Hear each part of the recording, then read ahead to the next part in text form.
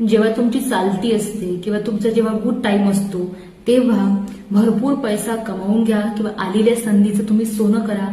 जसं तुम्ही बँकमध्ये म्युच्युअल फंड आहे किंवा लँड घ्या, तुम्ही हाऊस आहे किंवा पैसा इन्व्हेस्ट करा, गोल्डमध्ये करा किंवा तुमच्या वाईफकडे सेव्ह करा किंवा तुमच्याकडे कोणी मॅच्युअर तुमच्या घरी व्यक्ती असेल त्याच्याकडे तुम्ही पैसा सेव्ह करा.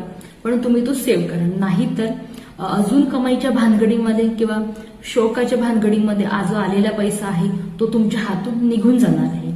त्याचबरोबर या लोकांच्या आयुष्यामध्ये 2-3 वर्ष रिलेशन असो किंवा मग फायनान्स असो, व्यवसाय असो किंवा एज्युकेशन असो किंवा हेल्थ असो, 2-3 वर्ष सुरळीत चालतं.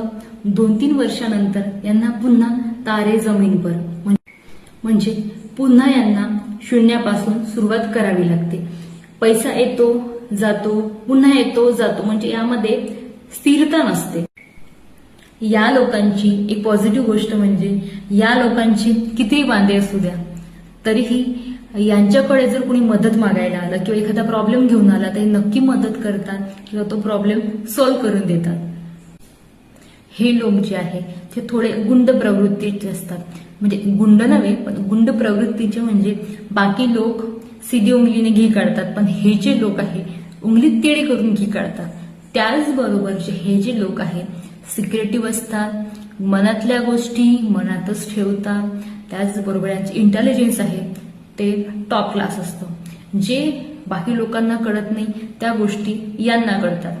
त्याचबरोबर या लोकांनी जर स्मार्ट वर्क केलं, आपलं डोकं चालवलं तर या लोकांना सक्सेस बाकी लोकांपेक्षा टॉप क्लास असेल.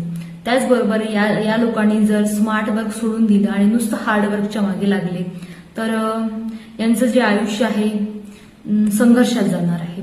त्याचबरोबर लोक जे आहे यांना यूज करतात आणि नंतर इग्नोर करून साईडला करून देतात. म्हणून यांनी स्मार्ट वर्क करून आणि आपल्या बुद्धीचा वापर करून लोकांची चॉईस करावी. लोकांना कमी एजमध्ये वाईट सवयी लागतात कारण यांचा जो राशी स्वामी आहे हा राहू आहे आणि सध्या कलियुग हा राहू चालवत आहे. त्यामुळे हे लोक भ्रमित होतात आणि वाईट सवयीला बळी पडतात. जसं व्यसन आहे, ड्रिंक आहे, स्मोकिंग आहे, ऍडिक्टेड होतात. त्याचबरोबर मटेरियलिस्टिक गोष्टीचं जास्त वेळ लागणं आणि त्यासोबत आपला पैसा म्हणा, आपला एज म्हणा, आपलं जे काही वय असतं ते वय वेस्ट केलं जातं. एज्युकेशनमध्ये बाकी गोष्टीमध्ये पडून एज्युकेशन बर्बाद केलं जातं. पैसा, वेळ आणि आपली तब्येत आणि आपली इज्जत